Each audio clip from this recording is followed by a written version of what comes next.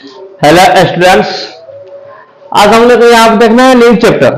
जैसे हम लोग का फर्स्ट चैप्टर था रियल नंबर था, ये रियल नंबर का हम लोग का खत्म हो गया, ठीक है ना। यानी इसको हम लोग पढ़ लिए, ठीक है ना। रियल नंबर चैप्टर जो था ये इसका जो चैप्टर था ये सारा पढ़ा दिया गया। इसका ऑब्जेक्टिव सब्जेक्टिव जो है ऑब्जेक्टिव है ये आप पीछे जो क्लास में पढ़े हैं, यानी इसका ऑब्जेक्टिव पढ़ा दिया गया है, ठीक है ना। तो आज हम देखेंगे हम लोग का न्यू चैप्टर है यहाँ पर, ठीक है ना, जो कि हम लोग का फर्स्ट चैप्टर खत्म हो गया है। अब न्यू चैप्टर है दूसरा चैप्टर। दूसरा चैप्टर का नाम क्या हम लोग का है? पॉलिनोमियल है। क्या नाम है बबुआ? हम लोग का पॉलिनोमियल है, यानी बहुपद है, ठीक है ना, बहुपद। अब इस बहुपद को पढ़ने के लिए इस चैप्टर के बारे में कुछ इंपॉर्टेंट जानकारी है, जो कि जानकारी प्राप्त करना बहुत ही जरूरी है, ठीक है ना। जैसे कोई भी चीज करना है, जैसे हम लोग घर बनाना है, तो घर बनाने से पहले क्या करना पड़ता है? ईंट चाहिए, हम लोग के सीमेंट चाहिए, चाहिए कि नहीं चाहिए? मिट्टी चाहिए, मिट्टी बोला है, मिस्त्री चाहिए क्या? उसके बाद में बनेगा। अब डायरेक्ट थोड़ा घर बन जाएगा, उसके लिए बहुत सारा चीज का आवश्यकता पड़ती है, तब जाके घर तैयार होता है। उससे हम लोग का चैप्टर है, तो चैप्टर पढ़ने के लिए कुछ यहाँ चीज की आवश्यकता है जो कि हम लोग को पढ़ना है। ये पढ़ने में हम लोग का अलजेब्रा होगा, यानी अलजेब्रा वाला ही चैप्टर ही है, ठीक है ना। तो सबसे पहले देखेंगे यहाँ पे अलजेब्रा का पिता कौन है, ठीक है, किसका हम लोग बीजगणित के, ठीक है ना। तो अगर हम लोग यहाँ बात की जाए बीजगणित के कोई पिता है तो क्या है? मोहम्मद मूसा इब्न अल ख्वारिज़मी, याद रखना, ठीक है ना। क्या हो जाता है? ये होता है मोहम्मद, ठीक है ना, मूसा, ठीक है ना, मूसा इब्न इब्न अल ख्वारिज़मी, अल ख्वारिज़मी, समझ में आया? मूसा अल ख्वारिज़मी, ठीक है ना। ये अलजबरा का पिता है बउआ, यानी पॉलिनोमियल किसमें आता है? अलजबरा का अंतर्गत आता है। और जो अलजबरा है उसका पिता का ना मूसा इब्न अल ख्वारिज़मी, ठीक है। इसमें हम लोग के जो हम लोग के मोटी मोटी जानकारी है, इसे हम लोग आज के वीडियो में पढ़ेंगे, उसके बाद हम लोग का चैप्टर पढ़ेंगे, ठीक है ना। तो सबसे पहले इसमें क्या आता है? जैसे इसमें सबसे पहले अक्षर पढ़ेंगे। चर किसे कहते हैं? देखो हम बताया है कि इंग्लिश मीडियम में नहीं पढ़ाएंगे, क्योंकि इंग्लिश मीडियम बोर्ड छोटा है, हिंदी में ही पढ़ना पड़ेगा।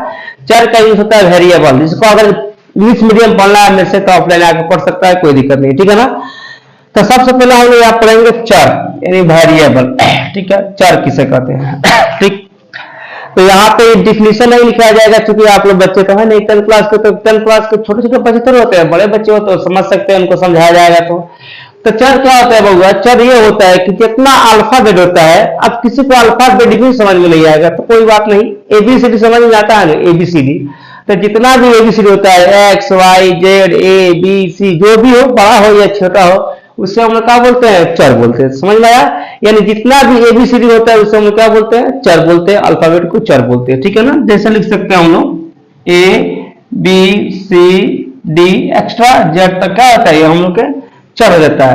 अब सुनो, किसी भी समीकरण में, किसी भी पॉलिनोमियल में जो होता है बहुपद में, ये क्या होता है? चर का अचर का जो मान होता है ये फिक्स नहीं होता है, अचर का मान फिक्स होता है। मतलब चर का मान बदलते रहता है, अचर का मान नहीं बदलता है। इससे 2x है, इसे मानो यहाँ पे 2x है, तो यहाँ पे x का मान बदलेगा, ठीक है ना। यहाँ पे 2 के मान नहीं बदलेगा, क्योंकि 2 अचर है। अब देखो यहाँ पे चर समझ में आ गया। चर क्या होता है? हम लोग के एबीसीडी क्या है? चर है। अब एक हम लोग क्या आता है? अचर। क्या आता है हम लोग के? अचर। देखो तो इसका यूज होता है वेरिएबल, नहीं होता है कांस्टेंट, ठीक है ना। अचर क्या होता है? जो गिनती की संख्या होता है ना, 2 से लेकर गिनती की सारी संख्या है, वो क्या होती है? हम लोग के अचर होती है। देखो बउआ, एक काहे ना होला, एक भी, तो इसे यहाँ पर हर एक चर के अंदर एक छुपा होता है। कैसे? जैसे हम जुड़ेंगे यहाँ पे x प्लस x का होता है 2x, मतलब एक तो इसमें छुपा हुआ है बउआ, x इसमें है तभी तो हो गया 2x नो। तो क्या होता है? एक को छोड़ के जितना भी गिनती की संख्या होता है वो क्या होता है? हम लोग के वो अचर हो जाता है। इसे 2 हो गया, 3 हो गया, 4 हो गया, 5 हो गया, इनफाइनाइट, ठीक है ना। इसे क्या बोलेंगे? हम लोग अचर बोलेंगे, ठीक है ना, इसमें कोई दिक्कत। अब देखो बउआ यहाँ पर पद। अब पद किसे कहते हैं, ठीक है ना। अब पद समझो, जैसे माना है मेल हो गया, फीमेल हो गया, ये दोनों का शादी ब्याह हो गया, तो इसके देश से बाल बच्चा हो गया, वो क्या हो गया? पद हो गया, समझ गया। तो ये दोनों से जब मेल से बनता है, मतलब ये और ये मिल के जब बनता है तो हम क्या बोलते हैं? पद बोलते हैं। यानी चर और अचर के मेल से बने हुए, ठीक है ना, पद को या शब्द को, ठीक है ना, उसे क्या बोलता है? हम लोग पद बोलते हैं, ठीक है ना। यानी ये दोनों से जो भी व्यंजक बनता है चर और अचर मिल के उसका हम लोग पद बोलते हैं। कैसे हुआ जा देख लो, जैसे हम लोग का 2x, देखो इसमें क्या है, 2 कती है अचर है, x कती है चर है, दोनों मिल गया तो बन गया पद, क्या हो तीन पद बन गया। अच्छा 5y ये भी क्या हो गया, एक तरह के पद ही है, ठीक है ना पद, चूंकि 5 का हो गया अचर, x का y का हो गया हम लोग चर, दोनों मिल गया क्या हो गया पद। समझ में। अब देखो यहाँ पे इसमें कोनो दिक्कत, इसमें दिक्कत आप लोग को नहीं होगा, ये हमको मालूम है। अब यहाँ पर कुछ हम लोग का टर्म समझ लेना है, ठीक है। सबसे पहले अब ये देखें इसमें एक पदी, द्विपदी, त्रिपदी, ये हम लोग को यहाँ पर देखना है। हालांकि 10th क्लास में है नहीं, लेकिन जानकारी लेना कोई बुरी बात भी नहीं है। तो यहाँ पे एक पदी, ठीक है,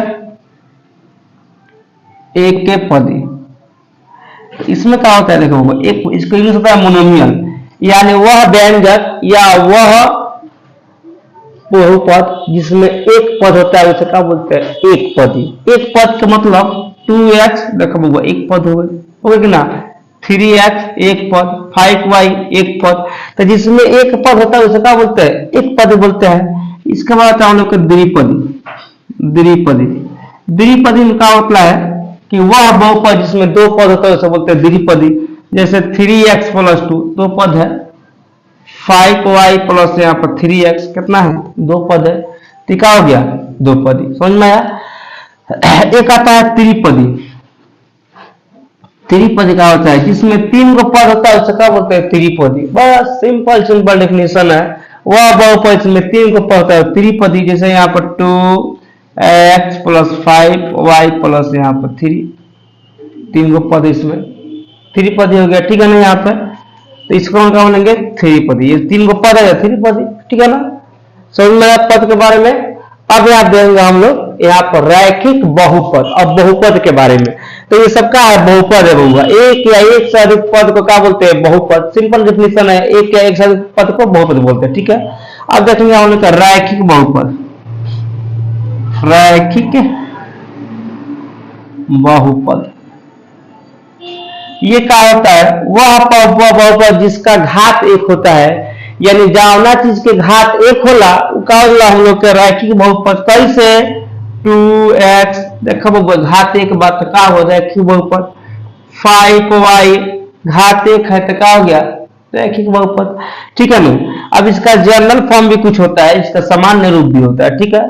तो सामान्य रूप क्या होता है ax प्लस b, ठीक है ना, ax प्लस b होता है इसका समान रूप के बात करें तो क्या होता है हम लोग इसका सामान्य रूप। सामान्य रूप इसका भी सामान्य रूप होता है, क्या होता है ax प्लस b, जहां पर a is not equal to 0 के और a और b का हम लोग रियल नंबर होना चाहिए। समझ में आया यहाँ पर, ठीक है। हम लोग कर रहे हैं कि बहुपद, इसमें कौन दिक्कत। अब देखो यहाँ पर द्विघात बहुपद क्या होता है, द्विघात, द्विघात बहुपद। इसमें भी कुछ नहीं है, चावना में दो गो घात होता है उसको द्विघात बोलते हैं। एक घात हुआ तो रैखिक, दो घात हुआ तो त्रिघात। मतलब इसमें क्या होता है, इस जगह हम लोग क्या 5x² दो घात है प्लस यहाँ पर 3x मानो दो घात है कि नहीं, तो इसका होता है द्विघात। इसका सामान्य रूप क्या होता है, सामान्य रूप इसका सामान्य रूप होता है ax² plus bx plus c, ठीक बा। जहां पे यहाँ पे एक चीज यहाँ पे याद रखना, इसमें a और b का शून्य नहीं होना चाहिए। इसमें क्या था, सिर्फ a को शून्य होना चाहिए, यहाँ पर a और b दोनों का यहाँ पर शून्य नहीं होना चाहिए, ठीक है। तो हम लोग क्या एक पदी समझे, द्विपदी समझे, त्रिपदी, रैखिक समझे, द्विघात समझे। अब यहाँ पर त्रिघात, अब देखो इंग्लिश में पढ़ रहा है तो इसका क्वाड्रेटिक होता है, इस तरह एक लिखित होता है, ठीक है ना। अब देंगे यहाँ पे त्रिघात, त्रिघात बहुपद, ठीक है ना, बहुपद। इसमें क्या होता है बहुपद, जावना में 3 को घात होता है वो होता है त्रिघात, तीनों घात वाला त्रिघात। मतलब जैसे हमारे यहाँ पे x power cube plus 2x² plus 2, देखो यहाँ पे घात कितना है ना, 3 को है तो 3 घात हो गया, 3 घात हुआ, 3 घात 4 हुआ, चतुर्थ घात 5 हुआ, 5 घात। इसका सामान्य रूप क्या होता है देखेंगे यहाँ पे, सामान्य रूप इसका सामान्य रूप होता है वो ax³ plus b x² plus c x plus d। समझ में इसमें क्या है, ए बी सी ये 0 के बराबर नहीं होना चाहिए, ठीक है ना, ये हम लोग 0 के बराबर नहीं होना चाहिए, तो पूरा क्या हो जाएगा, इसका 0 हो जाएगा, ठीक है। त्रिघात, अब देखिए यहाँ पे एक हम लोग यहाँ पे चतुर्थ घात, चतुर्थ घात, अब सुनो, ये चतुर्थ घात क्या होता है, यहाँ पे जाना में 4 गो घात होता है, उसके बाद क्या होता है चतुर्थ घात, 4 घात वाला, जैसे 2x power 4, 3x cube, 2x square, चाहे x स्क्वायर कुछ भी, x स्क्वायर प्लस x, मानो यहाँ पे 4 गो घात है, तो क्या होगा हम लोग के चतुर्थ घात, 4 गो घात है चतुर्थ, इसका सामान्य रूप क्या होता है, इसका सामान्य रूप वही होता है, क्या होता है ax power 4 plus bx cube plus cx square plus dx plus e, समझ में, ये e है बुआ, e ठीक बा, e है, c का लिखा जाए लेकिन प्लस e है, इसको प्लस यहाँ पर e, ठीक है, e हो गया। इसमें क्या होगा a b c d 0 के बराबर नहीं होना चाहिए, ठीक है ना, ए बी सी डी का यहाँ पे 0 के बराबर नहीं होना चाहिए, क्या होगा हम लोग चतुर्थ घात हो गया। एक और यहाँ बचा हुआ है पंचघात, ठीक है ना, कौन सा हम लोग का पंचघात, इसमें 5 घात होता है, ठीक है, इससे 5 घात तो क्या बोलते हैं पंचघात, इससे माना यहाँ पर 2x power 5, 4x power 4, 3x cube sorry, और 2x स्क्वायर प्लस यहाँ पे x प्लस यहाँ पर कोई लिख सकता है 2, 5 कुछ भी लिख दो प्लस 2, इसका सामान्य रूप क्या होता है हम लोग के, सामान्य रूप, इसका सामान्य रूप होता है ax पावर 5 का plus bx power 4 plus cx cube plus dx square plus यहाँ पर ex प्लस f, इसका ये होता है सामान्य रूप। इसमें a b c d e 0 के बराबर नहीं होना चाहिए, नहीं तो पूरा क्या हो जाएगा, यहाँ पे ये 0 हो सकता है, ऐसा समझ में यहाँ पे, तो हम लोग क्या हो गया यहाँ पे पंचघात तक हम लोग यहाँ पे। अब यहाँ पे कुछ हम लोग के यहाँ पे टर्म देखेंगे, कुछ टर्म के बारे में ये भी समझते हैं, कुछ टर्म है। अच्छा 2x स्क्वायर है, देखो क्या समझना है समझो, हाई जो 2 है ना इसको हम क्या बोलते हैं, घात बोलते हैं, घात, और हाई जो 2 है इसको हम लोग बोलते हैं गुणांक।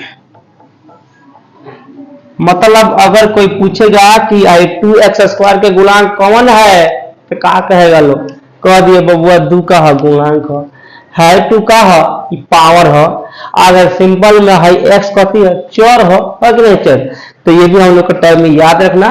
इसके बाद हम लोग ग्राफ की स्थिति कैसी होती है, ठीक है, तो पहले यहाँ पे दीर्घात त्रिघात चतुर्घात पढ़ा दिया। यहाँ पे हम लोग एक शून्य बहुपद आता है, इसमें शून्य होता है, शून्य बहुपद एक अचर आता है, इसमें अचर होता है, केवल उसमें शब्द रहता है, जैसे कि 2 3 4 5 6 7 8 9 10 जो रहता है उसे हम क्या बोलते हैं, अचर बहुपद, ठीक है। अब हम लोग ग्राफ की स्थिति, ठीक है, हम लोग ग्राफ की स्थिति, ग्राफ की स्थिति देखो ये भी बहुत आसान है, स्थिति जान लेंगे थोड़ा सा, ठीक है। जैसे हम लोग होता है रैखिक बहुपद में कितने हो सकते हैं, केवल एक ही ग्राफ खींचा जा सकता है। रैखिक बहुपद में कितने शून्यक होते हैं, ग्राफ की स्थिति में देखना है रैखिक बहुपद में कितने शून्यक होते हैं। तो देखो रैखिक बहुपद में क्या होता है, केवल एक शून्यक होता है, कितना में केवल एक शून्यक होता है, याद रखना एक शून्यक होता है, इसमें कोई दिक्कत। तो रैखिक बहुपद में कितने शून्यक होता है, एक शून्यक होता है, इसे याद रखना, ठीक है ना। एक और यहाँ पर दीर्घात, ठीक है ना, दीर्घात, तो दीर्घात बहुपद में केवल इतना होता है, केवल हम लोग के 2 शून्यक होता है, 2 शून्यक होता है, लिख लो ना, ठीक है लो। अच्छा ये बताओ हम लोग के त्रिघात में, त्रिघात बहुपद, ठीक है ना, पद है त्रिघात बहुपद, तो त्रिघात बहुपद में क्या होता है हम लोग का 3 शून्यक होता है। चतुर्थ घात में कितना शून्यक होता है, चतुर्थ घात में हम लोग का 4 शून्यक होता है, कब हुआ। अच्छा पंचघात में कितना होता है, 5 शून्यक होता है, समझ में आया, इसमें कौन दिक्कत। रैखिक बहुपद में केवल एक शून्यक होता है ग्राफ की स्थिति में, द्विघात में 2 होता है, त्रिघात में 3, चतुर्घात में 4, पंचघात में 5, केवल खत्म हो गया यहाँ पे। अब यहाँ पे तो ज्यादा लेक्चर नहीं, बहुत नॉर्मल लेक्चर बताएंगे, इससे क्वेश्चन बनेगा, ज्यादा कुछ नहीं बताएंगे। इसमें कुछ फॉर्मूला है जो कि याद करना है, ठीक है ना। तो समझो कि ये अल्फा प्लस बीटा का होता है माइनस बी बटा ए। देखो बउआ हम लोग इसी फॉर्मूला पर सिद्ध करेंगे, ठीक है ना, गुणांकों वाला नहीं करेंगे, ठीक है ना, नहीं तो माइनस एक्स स्क्वायर के गुणा बटा वाई स्क्वायर गुणा ये सब नहीं, ठीक है ना। Alpha into beta, alpha plus beta क्या होता है माइनस बी बाई ए। अच्छा अल्फा इंटू बीटा क्या होता है हम लोग का सी बटा ए होता है, याद रखना, दो गो हुआ, ठीक है। एक क्या हो जाएगा हम लोग का alpha plus beta plus gamma बराबर क्या होता है माइनस बी बटा ए ही होता है, ठीक है। आज समझ में। एक हम लोग का यहाँ होता है अल्फा इंटू बीटा और beta into gamma, beta into gamma plus यहाँ पर into alpha, gamma into alpha क्या हो जाएगा यहाँ पे, ये भी जगह हम लोग सी बटा ये हो जाएगा, ओके। फिर alpha into beta into gamma का होता है माइनस डी बटा ये होता है। ये फॉर्मूला हम लोग का 3-4 आप लोग याद रखिएगा, ठीक है ना। एक और फॉर्मूला है भाग का, जो पीछे पढ़ाए हैं, ठीक है ना, खाली लिख दे रहे हैं भाग का फॉर्मूला। भाग का फॉर्मूला क्या लिखा है पीछे हुआ, याद होगा, नहीं याद होगा तो बता दे रहे हैं। भाज्य बराबर क्या होता है हम लोग के भाजक के गुना भागफल, भागफल प्लस क्या होता है शेषफल। ये हम लोग का फॉर्मूला है, इस फॉर्मूला को भी याद रखिएगा, ठीक है ना, इसमें काम आएगा, ठीक है, चेक करने में, ठीक है। तो ज्यादा इसमें कुछ नहीं है, इतना हम बताए हैं इतना आप लोग कमांड रखिएगा, दिमाग में रखिएगा, बाकी हम लोग के 2 चैप्टर जो है बहुपद बन जाएगा, ठीक है ना। तो ये हो गया हम लोग का लेक्चर वाला वीडियो, ठीक है ना। कल जो होगा हम लोग का 2.1 पढ़ाया जाएगा। तब तक आज के लिए bye, tata bye bye, see you.